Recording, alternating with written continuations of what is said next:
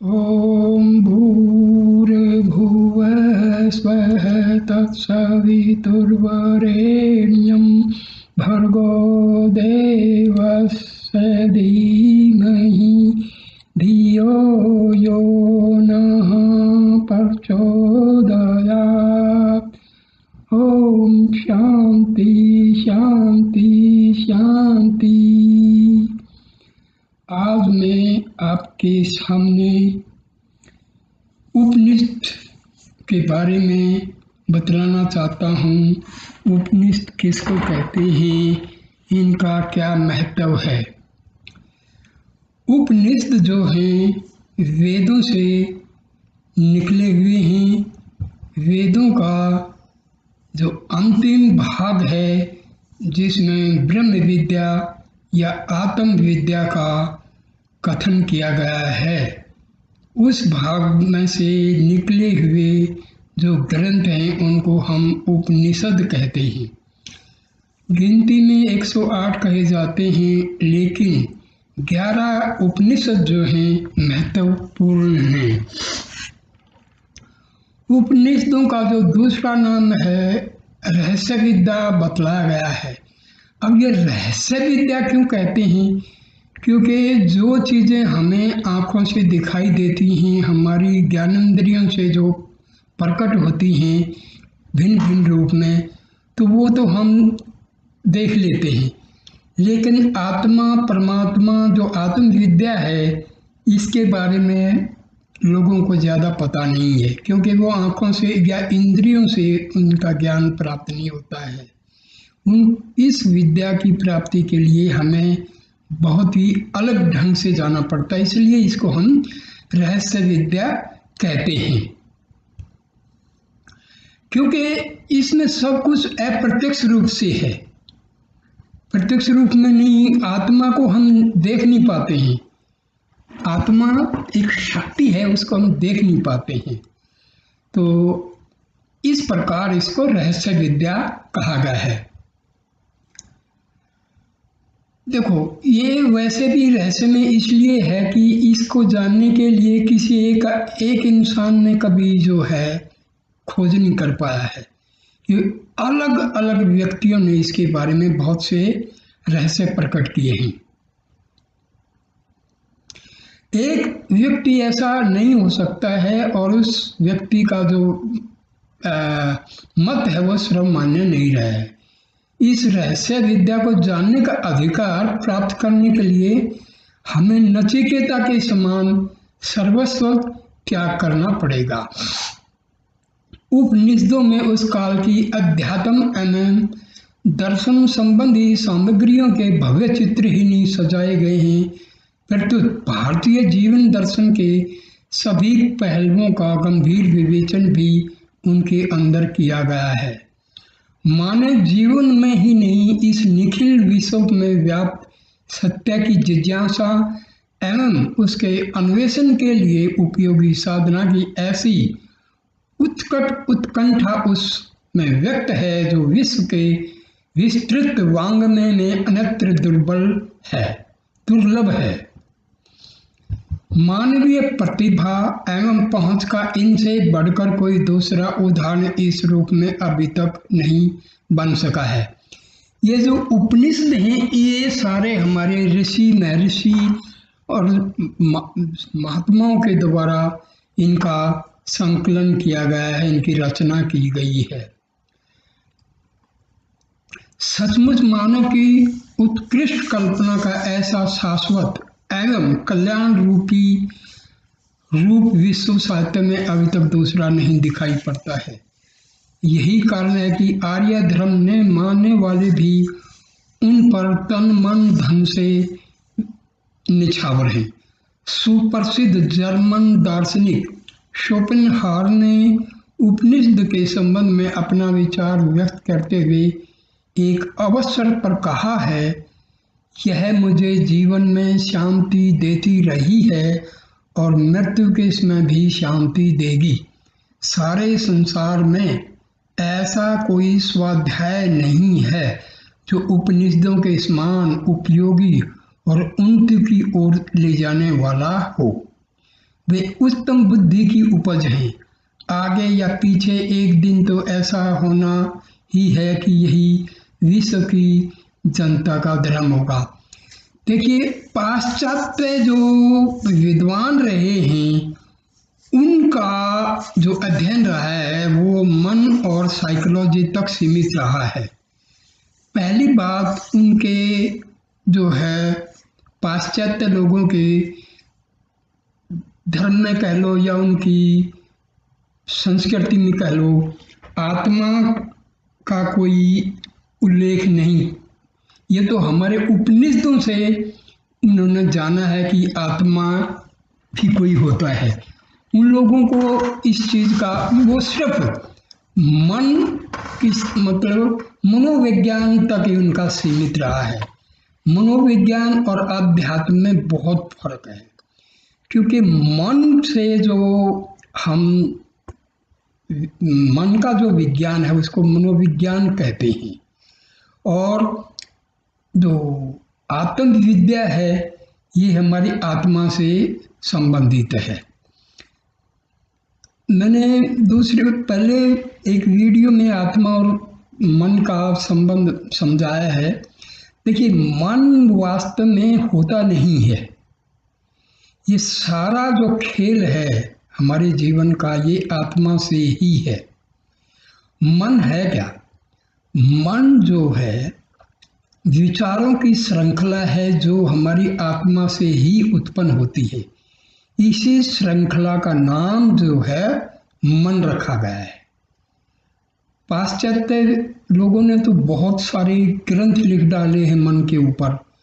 मन का conscious mind वो बोलते हैं, सबकॉन्शियस माइंड बोलते हैं, और वो लोग जो है अनकॉन्शियस माइंड बोलते हैं, सुपर कॉन्शियस माइंड बोलते हैं। देखिए, ये सब अध्यात्म में हम जब जाते हैं, उपनिषदों को जब पढ़ते हैं, तो हमें पता लगता है कि मन तो केवल आत्मा का एक कर्म है, आत्मा का एक अंश है। आत्मा से विचार पैदा होते हैं। ये विचारों की जो श्रृंखला है उसका नाम हम रख देते हैं आत्मा। इसी तरह ईगो क्या है? हम अपने आप को, आत्मा को पहचानते हुए ना पहचानते हुए अपने आप को हम इस शरीर से जोड़ लेते हैं। इसी का नाम जो है ईगो है। आईनेस जो है, सेल्फ, रियल सेल्फ है, मतलब रियल आई है, एक ईगो है। फॉल्स आई ईगो है, रियल आई हमारी आत्मा है। तो ये मैंने एक वीडियो में पहले इसको काफ़ी विस्तार से समझाया है। तो सुप्रसिद्ध जो पाश्चात्य विद्वान मैक्स मुलर ने उपनिषदों के बारे में एक स्थान पर लिखा है, उपनिषद वेदांत के आदि स्रोत हैं और ये ऐसे निबंध हैं जिनमें मुझे मानवीय उच्च भावना उच्चतम शिखर पर पहुंची हुई मालूम पड़ती है। ये उद्धरण इसलिए नहीं दिए गए हैं कि इनके कारण उपनिषदों की महत्ता में कोई वृद्धि हो जाएगी, प्रत्युत इससे यह दिखाया जा रहा है कि आर्य धर्म ने मानने वाले विदेशियों की दृष्टि में उपनिषदों का क्या महत्व है। कहना तो ये चाहिए कि हम भारतीयों की संस्कृति और सभ्यता का परतंत्रतावस्था में भी जो सारे संसार में सम्मान था, उनका बहुत कुछ कारण ये हमारे ज्ञान भंडार उपनिषदों भरी रही है। उपनिषदों की एक एक वाणी में वह अमर तेज व शांतिदायी आलोक है, जिसे पढ़कर, गुनकर और आचरण कर कितनों की आंखें खुल गई, कितने सिद्ध बन गए, कितने योगी बन गए, कितने जीवन मुक्त हो गए और कितने ब्रह्म विलीन हो गए। सहस्रों वर्षों से सरस्वती के यह आलोक में प्रसाद अकिंचनता में भी कुबेर की समृद्धि अथवा भौतिक अभाव में भी आध्यात्मिक शांति की निधि लुटाते चले आ रहे हैं। इन्हें पाने वालों को फिर कुछ पाना नहीं रह गया। कल्पद्रुम के नीचे पहुंचकर कामनाओं का उदय हो ही कैसे सकता है। इसमें मैक्स मुलर का जो जिक्र आया है, मैक्स मुलर जर्मनी के बहुत बड़े विद्वान हुए हैं उन्होंने वैसे हमारे जो वेद साहित्य है उसका फायदा कुछ नहीं किया ज़्यादा। उन्होंने ऐसा ऐसा जो है ट्रांसलेशन किया है जो बहुत ही भयानक है। उन्होंने तो यहाँ तक सिद्ध कर दिया कि वेदों के जो ऋषि थे वो गाय का मांस खाते थे।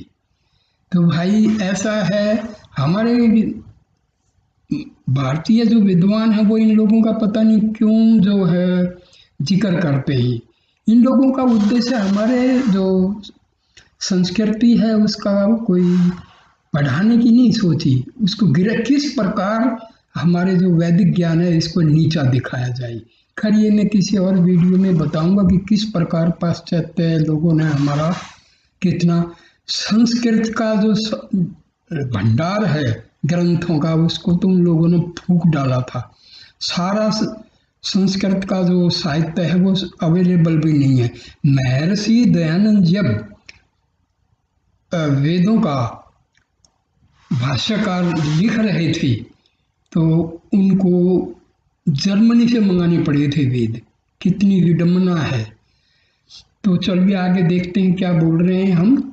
उपनिषद शाश्वत ज्ञान की अक्षय भंडार है। ये निरंतर का ज्ञान है, ये सीधा परमात्मा का दिया हुआ ज्ञान है। सारे संसार में ऐसा कोई दर्शन नहीं, ऐसी कोई विचारधारा नहीं है जो इनसे प्रभावित नहीं हुई है। परमाणु द्वारा यह तो सिद्ध हो ही चुका है कि मुगल साम्राज्य काल में इनका प्रसार विदेशों में भी हुआ, किंतु यह भी पता लगता है कि एक समय ऐसा भी था जब भारत के इन ज्ञान दीपों ने सृष्टि की ओर छोर तक में अविद्या का अंधकार को दूर किया था। मुगलों में जो औरंगजेब के बड़े भाई थे दारा शिकोह, उन्होंने उपनिषदों का फारसी में ट्रांसलेशन भी किया था। भारतीय विद्या तथा संस्कृति की तो ये मूल स्रोत ही रही हैं। ऐसा कोई दर्शन, चाहे वह आस्तिक हो या नास्तिक, ऐसा कोई शास्त्र, ऐसा कोई तर्क नहीं है जो उपनिषदों की अमर वाणियों से निकले हुए न मालूम पड़ते हों। सारी युक्तियां, सारे तंत्र, समूचे प्राण, संपूर्ण पदार्थ, विज्ञान की विभिन्न धाराएं, विद्या की समस्त श्रेणियां, अधिक क्या मानव जाति के सुख शांति के सारे उपाय इन्हीं काम धैन्यों की कृपा से प्राप्त होते दिखाई पड़ते हैं। इस प्रपंच में, जगत में जो भी दुख, दैन्य, दारिद्र्य, पाप, संताप हैं, उन सब को समाप्त करने के लिए उपनिषद कल्पद्रुम के समान है। ऐसी कोई विद्या या कोई कला नहीं है जो इनमें ना हो।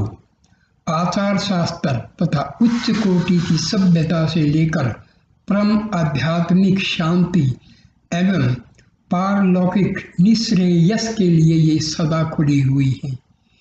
इनमें वर्णित विद्याएं कल्पना की ऊंची और मीठी उड़ान मात्र नहीं है, एक सभ्य एवं समुन्नत जाति की सहस्रों वर्षों की गहरी अनुभूतियों का उनमें रस घुला हुआ है और वे पारमार्थिक दृष्टि से क्रियात्मक हैं। उपनिषदों में दी गई शिक्षाओं को व्यवहारिक रूप में लाकर कोई भी व्यक्ति, कोई भी समाज अवंती के गर्त में कभी नहीं गिर सकता, प्रत्युत दुख देने से छुटकारा पा सकता है। विद्वेष व घृणा की आग से उसे कोई भय नहीं हो सकता और न भौतिक अभाव के कारण उसे दर दर भटकना ही पड़ेगा। काम, क्रोध आदि विकारों को दूर करने की इनमें अमोघ शक्ति है। आत्म ज्योति को पहचानने के लिए इनसे बढ़कर कोई दूसरा साधन नहीं है।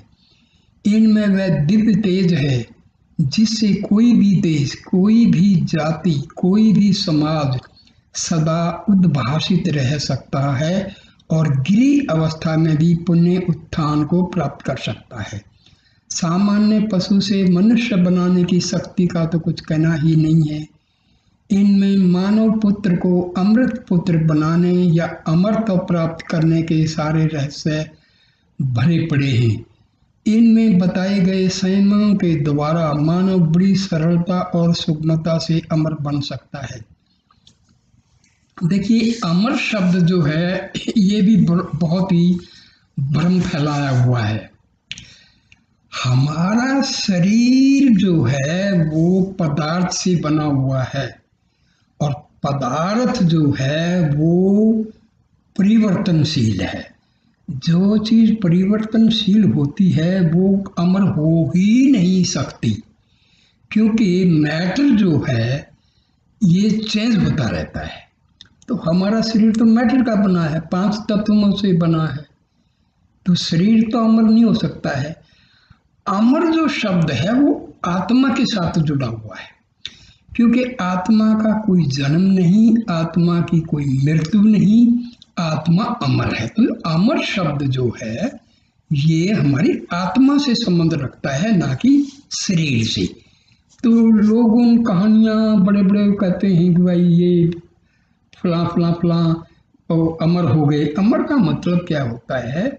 जिन्होंने आत्म साक्षात कर लिया, ब्रह्म का दर्शन हो गया, तो उनको अमर कहा जाता है, ना कि शरीर से। ये बहुत सारी गलतफहमियां हैं जो चल रही हैं, लेकिन अमर का मतलब आत्मा से है, और जिन्होंने आत्मा को पा लिया हम उनको कहेंगे कि वो अमर हो गए।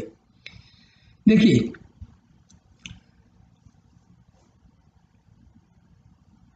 आदि शंकराचार्य ने उपनिषदों का बहुत ही अच्छी तरह से भाष्य लिखे हैं। उन्होंने इस उपनिषदों का काफ़ी ज्ञान फैलाया। स्वामी दयानंद ने भी जो है उनकी जल्दी मृत्यु होगी, क्योंकि उनको तो अपने धर्म को बचाने में ही सारा। अब रिसेंट टाइम में जो है महर्षि रमन जो हैं, उन्होंने उपनिषदों की एक एक बात को अपने जो है ज्ञान से, अपने एक्सपीरियंस से, अपने अनुभव से एक एक उपनिषदों में जो लिखा है उसको सिद्ध किया है। उससे पहले रामकृष्ण परमहंस स्वामी विवेकानंद और बाकी जो हैं रामकृष्ण मिशन के जो आज भी स्वामी हैं, वो लोग बहुत अच्छी तरह से उपनिषदों का उन्होंने ट्रांसलेशन भी किए हैं और उन्होंने अपने आप में उनका अनुभव भी किया है। ऐहिक सिद्धियों के द्वार तो इनमें खुले ही हैं, पारलौकिक समृद्धियों के लिए भी इनमें सभी साधन विद्वान हैं। देखिए, ये सिद्धि लोग कहते हैं, सिद्धि और परमात्म प्राप्ति ये दोनों अलग हैं। जो लोग सिद्धियों के पीछे पड़ते हैं ना, वो फिर आत्मा से दूर चले जाते हैं। ये सब तांत्रिक, ये विद्या तांत्रिक लोग ये वगैरह ये क्या करते हैं, ये अध्यात्मवाद से बहुत दूर होते हैं। इनके कोई मतलब नहीं है, क्योंकि वो सिद्धियाँ जो हैं वो हमारे आत्म ज्ञान के लिए रुकावट है। तो सिद्धियों का जिक्र उपनिषदों में ऐसा नहीं है। पारलौकिक समृद्धियों के लिए भी इनमें सभी साधन विद्यमान हैं, क्योंकि देखिए, वेदांत जो है ना, हमारे हिंदू धर्म में वेदांत की जो शाखा है वो बहुत ही मशहूर है। स्वामी विवेकानंद, स्वामी जो है राम तीरथ और परमहंस रामकृष्ण, महर्षि रामन, शंकराचार्य, इन लोगों ने वेदांत के ऊपर बहुत अनुभव भी किए, ग्रंथ भी लिखे हैं। वेदांत का मतलब होता है वेदों के अंत में जो ज्ञान है आत्मा का, वो वेदों का अंतिम भाग कहे जाते हैं। उपनिषदों में वर्णित तथ्यों पर आधारित है। यह समझना चाहिए कि वे केवल पारलौकिक सिद्धियों की देने वाली हैं, प्रतिदिन में ऐहिक जीवन की विविध समस्याओं को हल करने की प्रेरणा है। किंतु मीठा मीठा चिल्लाने से जिस प्रकार मुंह मीठा नहीं हो सकता, उसी प्रकार केवल उपनिषद के वाक्यों के बार बार उच्चारण से भी वास्तविक सुख शांति की प्राप्ति नहीं हो सकती। केवल पुस्तकों के रट लेने से या किसी का उपदेश सुनने मात्र से आत्मज्ञान प्राप्त नहीं हो सकता। इस संबंध में मुंडकोपनिषद में कहा गया है, जिसका ट्रांसलेशन में बताता हूँ हिंदी में, अर्थात यह आत्मा वेदादि के अध्ययन से नहीं मिलता। देखो, वेदादि या उपनिषद पढ़ने से रास्ता हमें मिल जाता है, रास्ते पर चलना हमें है, अनुभव करना है, प्रयत्न करना है। केवल पढ़ने से कुछ नहीं होता है।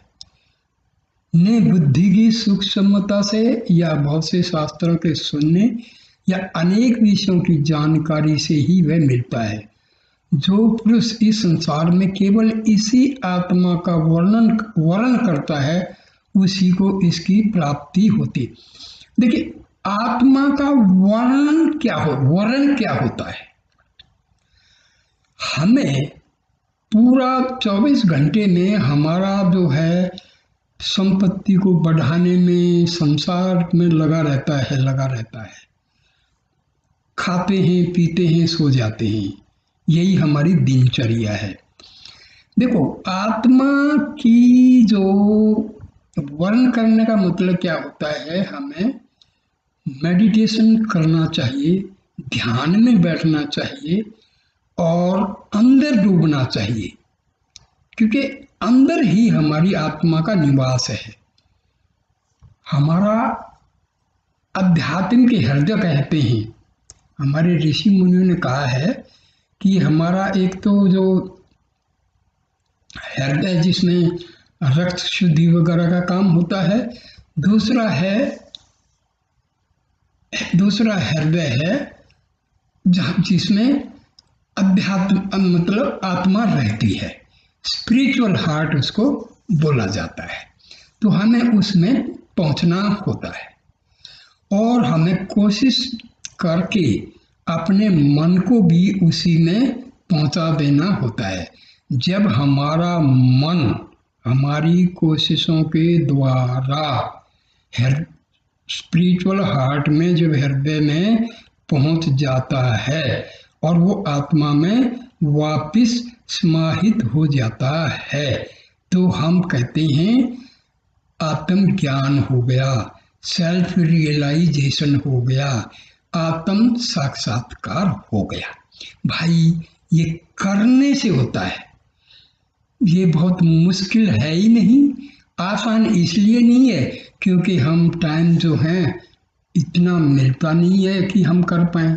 लेकिन भाई, असली यदि ज्ञान प्राप्त करना है तो घंटा 2 घंटा डेली बैठ के जो है अंदर डूबना चाहिए। अंदर डूबने का, देखो, ये भी थोड़ी है गलती है। अंदर डूबने का मतलब क्या होता है कि हमारा जो मन है ना, उसकी नेचर है बाह्यगमन, एक्स्ट्रावर्ट होता है हमारा माइंड। हमें इसको अंदर की तरफ, इसकी डायरेक्शन चेंज करनी। मन तो बार बार बाहर जाएगा संसार में, ये इसकी प्रकृति है, ये इसकी नेचर है। हमें प्रयत्न क्या करना है कि आहिस्ता आहिस्ता मनन के द्वारा, कंटेम्पलेशन के द्वारा और अफर्मेशन के द्वारा, विजुअलाइजेशन के द्वारा मन की डायरेक्शन बाहर से हटा करके अंदर की तरफ करना है। मन जो है आहिस्ता आहिस्ता आहिस्ता हमारे अध्यात्म पे, हृदय में जब पहुंच जाता है तो ये अपने स्रोत में, अपने सोर्स में मिल जाता है। तो इसमें भाई करने से होगा। ये मैं जो बता रहा हूँ ना, क्योंकि मैं करता हूँ और बहुत ये मुश्किल भी नहीं है, और भाई आसान तो इसलिए नहीं है कि हम करते नहीं। जब हम करते ही नहीं है तो भाई मुश्किल है, लेकिन जब करना शुरू कर दोगे ना, तो केवल आनंद है। शुरू में तो कष्ट होंगे, इसके बारे में मैं बाद में बताऊंगा। अभी तो अपना जो असली विषय उपनिषदों की महत्व क्या है तो उसी पर चलने दो। आत्मा उसी भाग्यशाली को अपना स्वरूप दिखाता है। किसको? जो मैं बता रहा हूँ, जो बैठता है उठ के सुबह 3-4 बजे 2-2.5-3 घंटे बैठ के ब्रह्म वेला में और कोशिश जब करता है ना, तो भाई आनंद है, आनंद ही आनंद है दोस्तों। मुश्किल है जब तक आप कोशिश नहीं करते। कोशिश कर लो, आनंद है। इससे बड़ा दुनिया में कोई आनंद है, आपको बहुत भी आनंद आएगा। देखो, ये मैं उपनिषदों की महत्ता इसलिए बता रहा हूँ कि आप लोगों का जो है ध्यान इस आत्म विद्या की तरफ देखो, हमारे ऋषि मुनियों ने हमारे 4 उद्देश्य बताए हैं जीवन के: धर्म, अर्थ, काम और मोक्ष। देखो, अर्थ मतलब पैसा तो खूब कमाते हैं, गृहस्थ जीवन में सारा जिंदगी खपा देते हैं, ठीक है ना। धर्म, देखो धर्म की भी एक अलग से जो धर्म की परिभाषा जो है ना भाई, धर्म क्या है ना, धर्म बनाया गया है इंसान के द्वारा। और अध्यात्म जो है ना, वो एक हर इंसान की आत्मा है।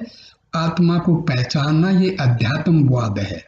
तो असली धर्म तो भाई अध्यात्मवाद है। वैसे लोगों ने बना लिया है, ये हिंदू है, ये मुस्लिम है, ये क्रिश्चियन है, ये सिख है। तो ये तो भाई मानव के द्वारा बनाए गए हैं, इसके नियम भी मानव के द्वारा बनाए गए हैं। तभी तो हम मानव तो एक लिमिट है, फाइनाइट है। आत्मा इनफिनिट है भाई। एक आप फाइनाइट की तरफ क्यों झुकते हो? Why don't you come to the infinite? आत्मा इनफिनिट है। अरे थोड़े से गिलास के पानी को छोड़ के समुद्र की तरफ दौड़ो। आत्मा एक समुद्र है, अथाह ज्ञान का सागर है। आप क्यों मन रूपी गिलास के थोड़े से पानी में ही खुश होना चाहते हो दोस्तों? चलिए, तो बलहीन अर्थात ब्रह्मचर्य विहीन परमादि और अशास्त्रीय तप में निरत को भी आत्मा नहीं मिलती, कभी नहीं मिलेगी। इसको तो भाई किसको मिलेगी? जो कोशिश करेगा। और कोशिश बहुत मुश्किल नहीं है भाई, ना उसमें पैसा लगता है, ना कुछ धन दौलत लगता है। और देखो, आप लोग बैठ के ध्यान करना शुरू कर दो। ये गुरु का चक्कर भी एक बड़ा घंटा, बहुत ही टेढ़ा काम है। गुरु जो है ना, जो भी आपको अंधेरे से प्रकाश में ले जाए वो गुरु है। और भाई आत्मा से बड़ा कोई गुरु नहीं होता है। हमारी आत्मा के अंदर वेदों का, उपनिषदों का, पूरे ब्रह्म ज्ञान का भंडार भरा पड़ा है। लेकिन भाई हम तो वो ऐसे बस चक्कर काट रहे हैं। हाँ, अमृत का कुआं भरा हुआ है, उसके चक्कर काट रहे हैं। कोशिश नहीं करते कि पी के देखें। खजाना भरा पड़ा है हमारी आत्मा में और हम चक्कर काट रहे हैं।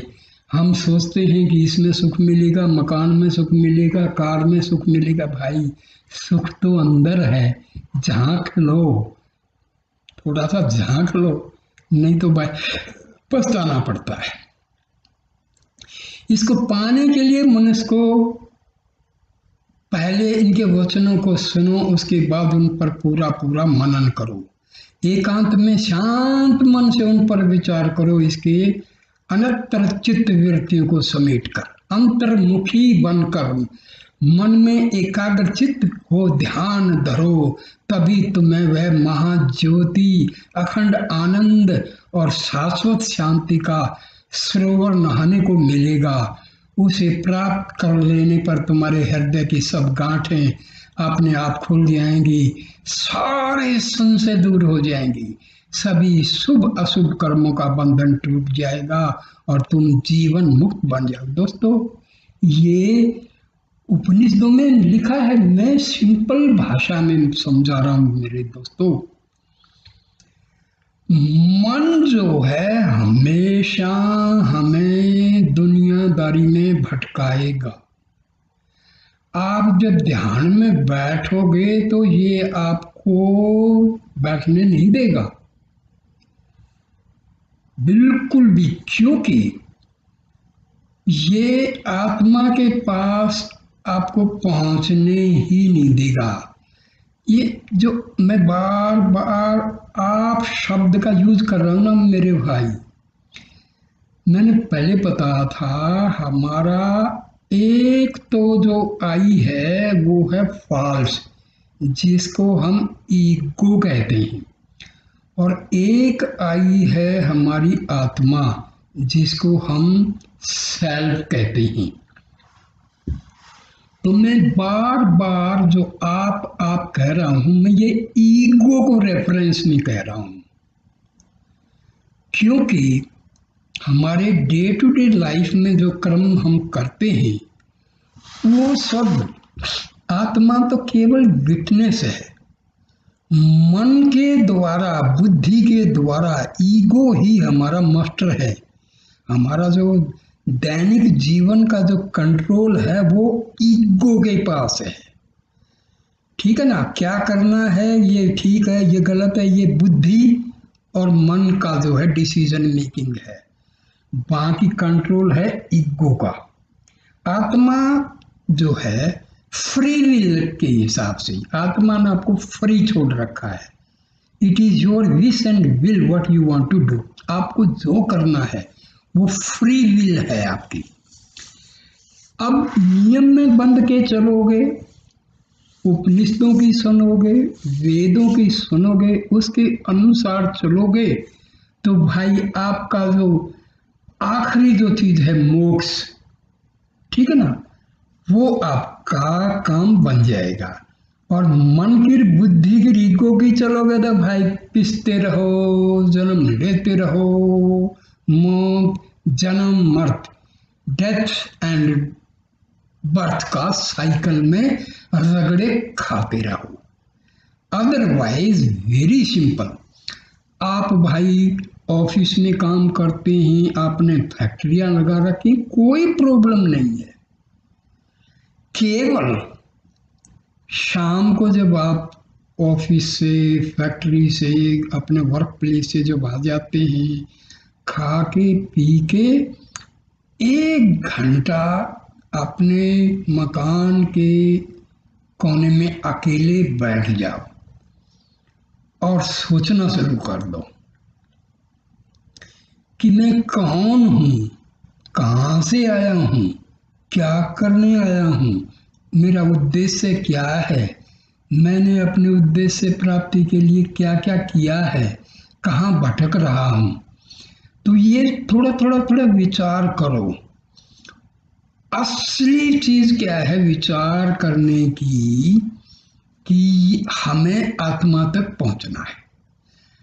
महर्षि रमन ने बहुत बढ़िया तरीका बताया गया है, उसका नाम दिया गया है सेल्फ इंक्वायरी। उस पर मैं अलग से वीडियो दूंगा और ऐसे मतलब बहुत समझा के अनुभव, अपने अनुभव से मैं समझा दूंगा। लेकिन भाई करो तो, करना तो आपको है। किताब पढ़ने से कुछ नहीं होने वाला है, क्योंकि जो करने की चीज है वो केवल पढ़ने से नहीं होगा, करना है।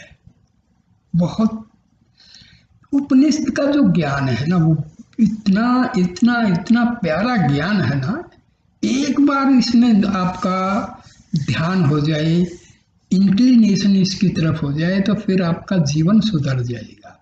मेरे भाई ये याद रखना, जो लोग परमात्मा की तरफ चलते हैं ना, तो उनको लक्ष्मी, धन, दौलत, इन चीजों की कमी नहीं रहती है।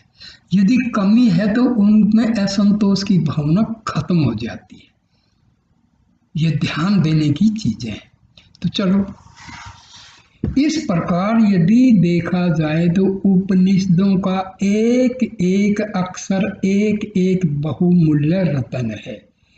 ये हिंदू जाति के लिए ही गर्व की वस्तु नहीं है, प्रत्युत मानव जाति मात्र के लिए गौरव की वस्तु। देखिए भाई, मैंने पहले ही बताया है, धर्म किसने बनाए? इंसान ने। आत्मा क्या है? ये तो शाश्वत है। It is परपीचुअल, it is continuing from unknown times. तो भाई, आत्मा की जो विद्या है ये ना हिंदू की है, ना क्रिश्चियन की है, ना मुस्लिम की, ना सिख की, ना जैन की, ये किसी की भी नहीं है भाई, ये तो आपकी है। हम इसको भटक के और भाई गुरुओं का चक्कर, ये चक्कर, इनमें भटक गए और केवल हमें दुख मिल रहा है। कोई कहता है इसकी पूजा करो, कोई कहता है उसकी पूजा करो, कोई कहता है उधर जाओ, कोई कहता है उधर जाओ। अरे मेरे भाई, जहाँ जाना है वहाँ कोई नहीं बताता, क्योंकि लोगों ने दुकान खोल रखी है।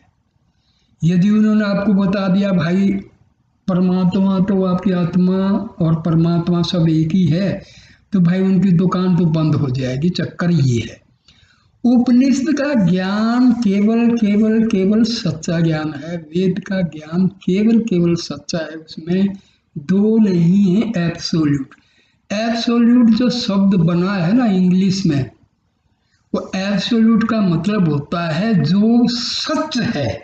और सच क्या है? आत्मा और परमात्मा। तो इसमें धर्म की तो बात ही नहीं आती। तो उपनिषदों ने तो भाई आत्मा का वर्णन किया हुआ है। जब आत्मा का वर्णन किया है तो इसमें धर्म की कोई बात ही नहीं। हिंदू आत्मा तो भाई क्रिश्चियन की भी है, आत्मा तो मुस्लिम भाइयों की भी है, आत्मा तो हिंदुओं की भी है। तो आत्मा का जो ज्ञान है वो किसी धर्म का तो है ही नहीं। ये है ना, बात तो सिंपल है, लेकिन भाई सिंपल कहाँ, देखो मारकाट हो रही है, धर्म के नाम पर तो भैया युद्ध हो रहे हैं। ये चक्कर है। क्यों? क्योंकि हम आत्मा के पास जाना ही नहीं चाहते। तो मानवता की सीमा लांघकर ऊपर उठाने की इनमें ऐसी ऐसी युक्तियां दी गई हैं जो कभी व्यर्थ होने वाली नहीं है। इस परमाणु एवं उद्रजन युग में भी इनकी ज्योति मलिन नहीं हुई है। समस्त मानवता को उबारने की इनमें अद्भुत एवं प्रचंड शक्ति है। विज्ञान ने अपने चरम विकास में भी समूची प्रकृति पर विजय प्राप्त करने में अपनी हार ही स्वीकार की है, किंतु उपनिषदों के वर्णित तत्वों में समूची प्रकृति मुट्ठी में हस्तगत होती दिखाई गई है। यह कोई भावुकता नहीं है, इसमें वस्तु स्थिति को प्राप्त करने के लिए अपने संकुचित व्यर्थ से ऊपर उठकर सोचना पड़ेगा। आज तक मृत्यु से पराजित विज्ञान को दर दर ठोकरें खाने के बाद यह स्वीकार करना ही पड़ता है कि इसे वश करने की कोई शक्ति उसके पास नहीं है। किंतु उपनिषदों ने अमरत्व प्राप्ति की युक्तियां स्थल स्थल पर बताई गई हैं। दोस्तों, मैंने पहले ही बताया, अमरत्व कुछ शरीर का नहीं होता भाई, यहाँ ये चक्कर है। कहानियां बनाती हैं, फलां ऋषि थे, फलां अश्वस्थामा, ये वो घूमते हैं अमरत्व। भाई ऐसा है, ये अमरत्व जो शब्द है वो आत्मा के लिए है। आत्मा ही अमर है, शरीर अमर नहीं होता है। ये हो जाता है जब लोग योग शक्ति से अपना जो सूक्ष्म शरीर है उसको थोड़ा थोड़ा करके अपना जो फिजिकल बॉडी में कन्वर्ट कर सकते, ये है। लेकिन ये बड़ी योग विद्या की चीज है, साधारण मानव के लिए ये कल्पना से परे की चीज है। ये उक्तियां कल्पना प्रसूत नहीं है, सहस्रों वर्षों की गहरी अनुभूतियों तथा क्रियाओं का इनमें पुट है। आज के युग में भी उपनिषदों के प्रभाव से स्वामी विवेकानंद, स्वामी रामतीर्थ, रामकृष्ण परमहंस आदि ने अपने जीवन में अमरत्व के अक्षरों का जो अनुभव किया है उसका पता सारे संसार को है। ये मैं पहले ही बताया नहीं, ये हमारे मतलब रामकृष्ण परमहंस, स्वामी विवेकानंद, स्वामी रामतीर्थ, शंकराचार्य और महर्षि रामन और परमहंस रामकृष्ण पिछली शताब्दी के ये दो ऐसे महान संत हुए हैं, ऋषि हुए हैं, जिन्होंने उपनिषदों और वेदों के ज्ञान को बिल्कुल सरल तरीके से समझाया है। मैंने रामकृष्ण परमहंस और महर्षि रमन की साहित्य को पढ़ा है, समझा है और अनुभव भी कर रहा हूँ। तो भाई ये जो कुछ अध्यात्मवाद जो है वो अनुभव का है।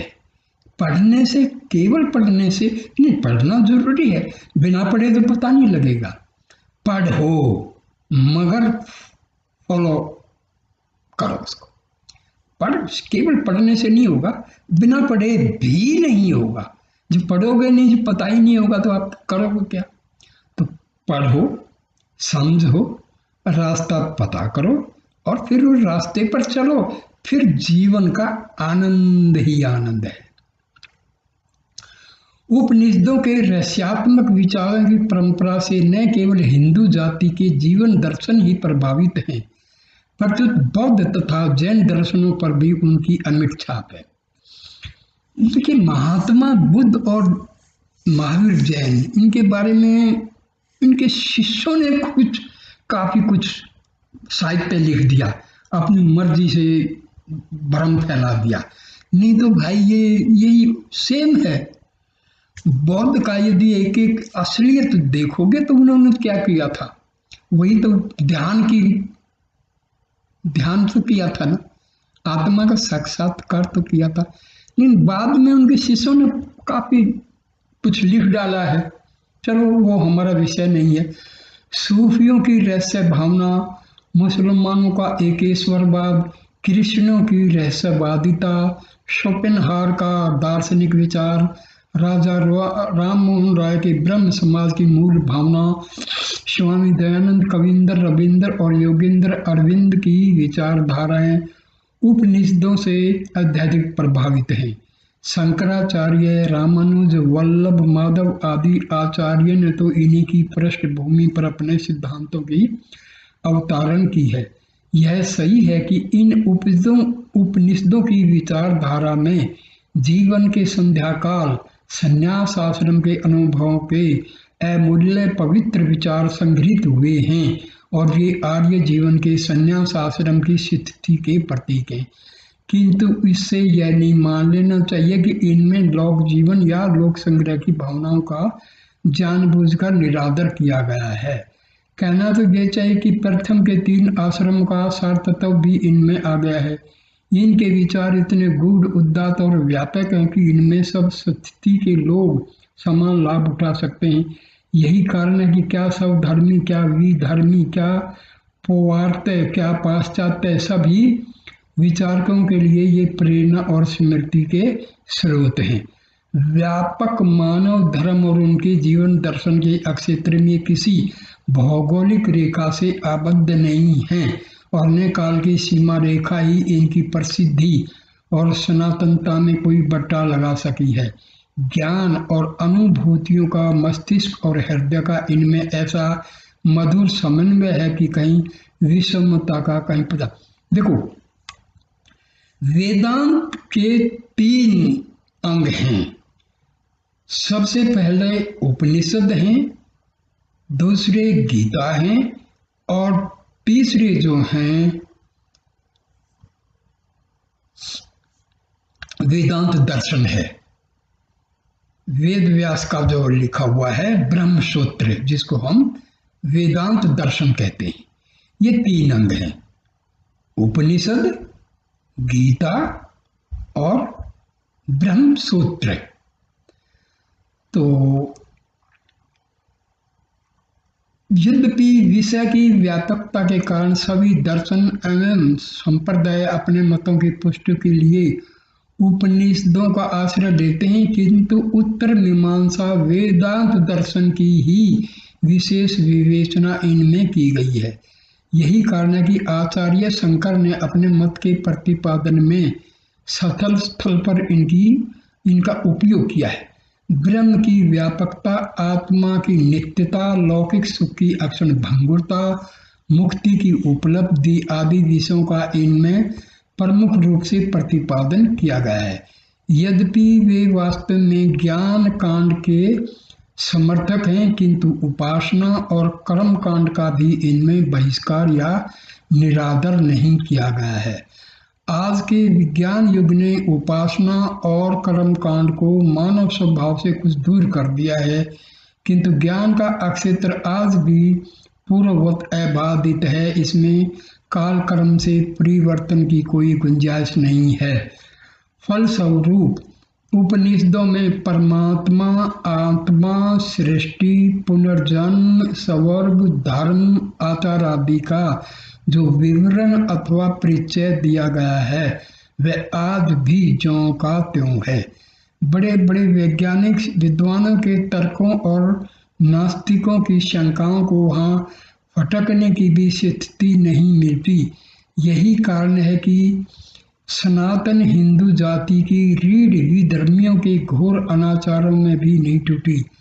प्राय शासन की क्रूर श्रृंखलाओं में शताब्दियों तक जकड़े रहने पर भी उसमें जड़ता नहीं आई। लाखों आंधी तूफानों बवंडर के बीच में पड़ने पर भी उसका तेज। देखिए, कुछ देश तो गुलामी के कारण अपनी संस्कृति को खो चुके, क्योंकि संस्कृति उनकी थी ही नहीं। हिंदुस्तान 900 साल तक गुलाम रहा, लेकिन आज भी भारत की हिंदू धर्म की जो संस्कृति है वो आज भी अडिग है। इसको क्यों? क्योंकि वो सच्चे उस पर रास्ते पर थे। हमारे ऋषियों ने जो रास्ता सुझाया है वो निरंतर बहने वाली गंगा की तरह है।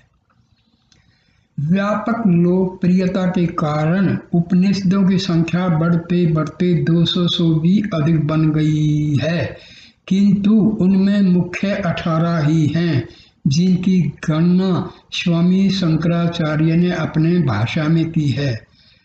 महर्षि दयानंद ने 11 बताए हैं, महर्षि रमन ने भी 11 ही बताए हैं, और स्वामी विवेकानंद और जो रामकृष्ण परमहंस के जो शिष्य हैं, रामाकृष्ण मिशन के जो स्वामी जी हैं, उन्होंने भी 11 ही बताए हैं। वैसे 108 बोलते हैं, लेकिन प्रमुख जो बिल्कुल ऑथेंटिकेटेड हैं वो 11 हैं। ऐसा मालूम पड़ता है कि ये से सारी उपनिषदें शंकराचार्य के बाद बनी होंगी। जहाँ तक गंभीरता और विचारों की उच्चता एवं उदात्तता का प्रश्न है, इन परवर्ती उपनिषदों से उपयुक्त 18 उपनिषदों की तुलना नहीं की जा सकती, पर इनमें भी ऐहिक एवं और पारलौकिक सिद्धियों की विवेचना एवं गवेषणा की गई है। 18 उपनिषदों में ईश, केन, कठ, मुंडक, प्रश्न, मांडुक्य, तैत्तिरीय, छांदोग्य, सवेत्वास्वर आदि के नाम प्रमुख हैं। इनमें से 12 उपनिषदों पर भगवान शंकराचार्य ने अपना सुविस्तृत भाष्य लिखा है। महर्षि पतंजलि ने अपने महाभाष्य में चारों वेदों की शाखाओं की संख्या कुल मिलाकर 1130 बताई है। प्राचीन साहित्यकारों का आग्रह है कि वेदों की जितनी शाखाएं थी उतनी ही संहिताएं भी थी, उतने ही ब्राह्मण और आरण्यक थे और उतने ही कल्पसूत्र और उपनिषद थी, किंतु आज इन सब का कोई पता ठिकाना नहीं है। वो पहले ही बताया था, विदेशियों ने हमारे अच्छे अच्छे जो लाइब्रेरी थी सब जला डाली थी। अड्यार मद्रास की थियोसॉफिकल सोसाइटी ने जो लगभग 200 उपनिषद प्रकाशित की हैं, उनमें से बहुतरे परिवर्तित काल की रचनाएं हैं। उपर्युक्त उपनिषदों जैसी गंभीरता, व्यापकता तथा उदात्तता उनमें नहीं है। उनमें से अधिकांश शैव, शाक्त एवं वैष्णव संप्रदाय की पृष्ठभूमि मात्र बन गई है। उपनिषदों का यह कर्णिक विकास स्पष्ट संकेत करता है किस प्रकार आरंभ में हमारे धर्म और विचारधारा में संकुचित भावना अथवा सांप्रदायिकता का कोई स्थान नहीं था। निखिल विश्व और ब्रह्म जैसे व्यापक प्रश्नों पर ही विचार किया जाता था, परंतु बाद में बढ़ते बढ़ते यह धारा शैव, वैष्णव और शाक्त समुदाय की परिधि में आफर फंस गई और जिसके परिणाम स्वरूप हम विशृंखल बन गए। हमारी ज्ञान गरिमा घट गई, हम ऊपर से नीचे उतरने लगे और आज पहुँचते पहुँचते ऐसी जगह आकर रुक गए हैं कि हमें यह सहसा विश्वास ही नहीं होता कि ज्ञान की ये उज्जवल मणियाँ हमारे ही पूर्वजों के मस्तिष्क से आविर्भूत हुई हैं। शांति की है मंदाकिनी हमारे ही पूर्वजों के विशाल हृदय से प्रवाहित हुई है। प्रगतिवादी अथवा विकासवादी चिल्लाते हैं कि जो कुछ पुराना हो गया है वह सड़ गया है, उन्हें छोड़कर आगे चलो, पीछे की ओर मुख कर हम उन्नति के शिखर पर नहीं चढ़ सकेंगे, आदि आदि। किंतु उन्हें यह सोचने की आवश्यकता नहीं पड़ती कि क्या करोड़ों वर्ष का यह सौरमंडल, यह धरातल, यह हिमवान, यह गंगा यमुना की निर्मल धारा पुरानी हो गई है, इन्हें छोड़ देना ही ठीक है। इनसे पूर्ववत लाभ होने की संभावना अब नहीं रह गई है, वे सब के सब नष्ट कर देने ही लायक हैं।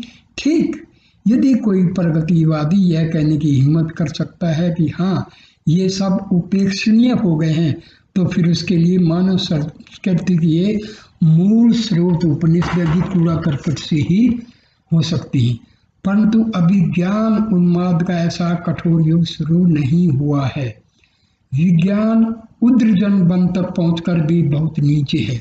उपनिषदें अभी बहुत ऊंची हैं, उनमें वर्णित जीवन के तत्वों की प्राप्ति अभी विज्ञान से संभव नहीं है। ट्यूबवेल लगाकर हम 10-20 बीघा खेती की सिंचाई भले ही कर लें, पर हरिद्वार का कुंभ अथवा तीर्थराज प्रयाग का संगम उस कूप के तट पर नहीं लगेगा। भीतर घुसकर देखिए इनके रत्नों की कुछ अमंद छवि जो तन मन के संतापों को दूर भगाने में आज भी यथापूर्व है। केवल हमारी आंखें बदल गई हैं, इनमें भी अज्ञान, प्रमाद और अभिमान का चश्मा चढ़ा हुआ है। उसे उतार कर हम तनिक निहारें तो सही।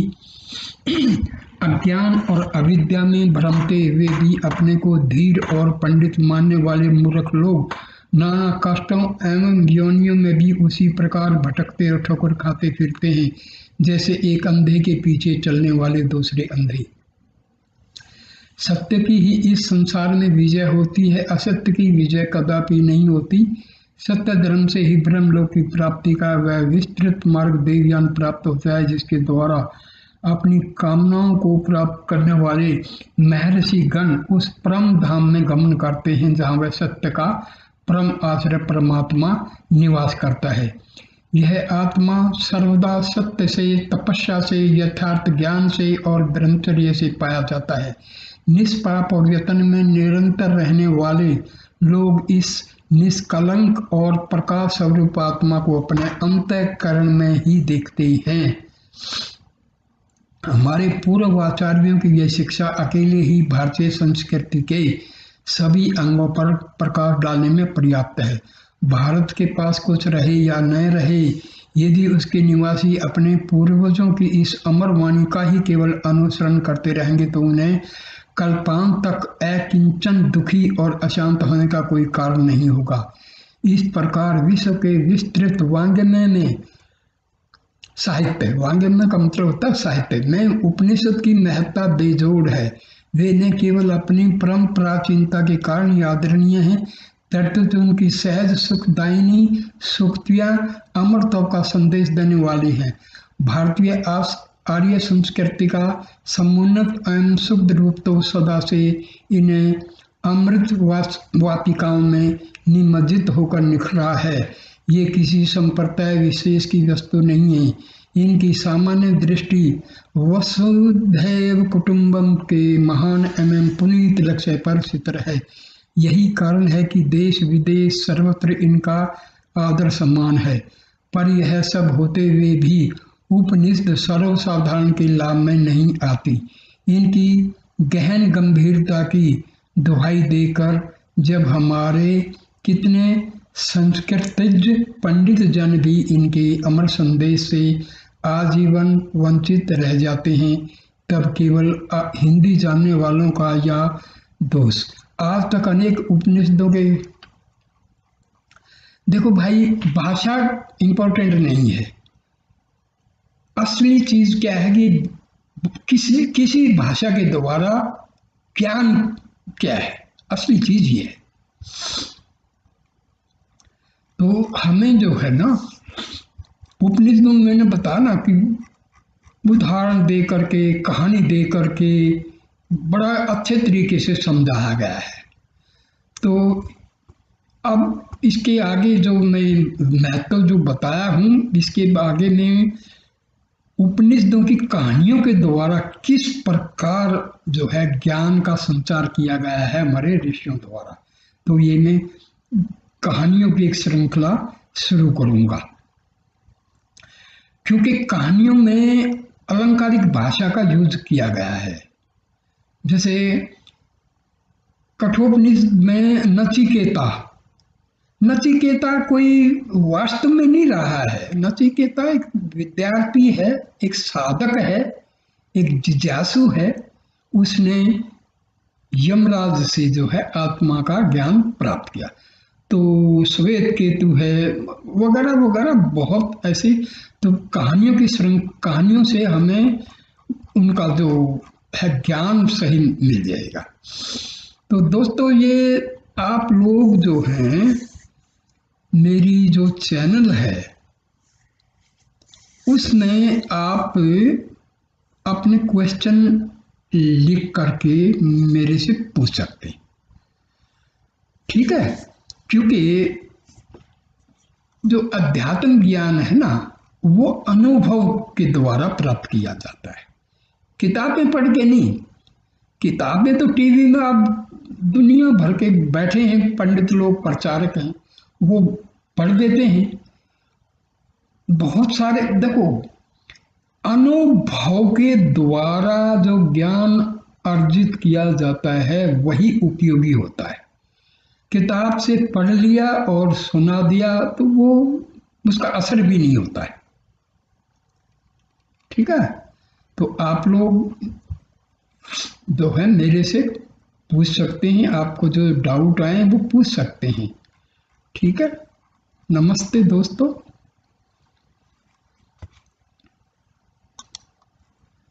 अच्छा, एक कृपा करना, मेरी जो चैनल है जिसमें आपने ये पढ़ा है उसमें कृपा करके आप लोग लाइक, कमेंट और सब्सक्राइब जरूर कर देना। दोस्तों, ये चैनल मैंने इसीलिए शुरू की है कि आज बहुत भ्रम फैला हुआ है। बहुत सारे लोग हैं, गुरु बनते हैं। देखिए, एक होता है निष्काम कर्म जिसको हम बोलते हैं, बिना किसी स्वार्थ के सत्य क्या है वो बताना, ये असली निष्काम कर्म है। तो भाई, जो मेरा अनुभव है, जो मैं करता हूँ, पढ़ता हूँ, ध्यान परमात्मा का करता हूँ, उसके अनुभव के आधार पर आप मेरे से अपने डाउट्स पूछ सकते हैं, ठीक है। नमस्कार।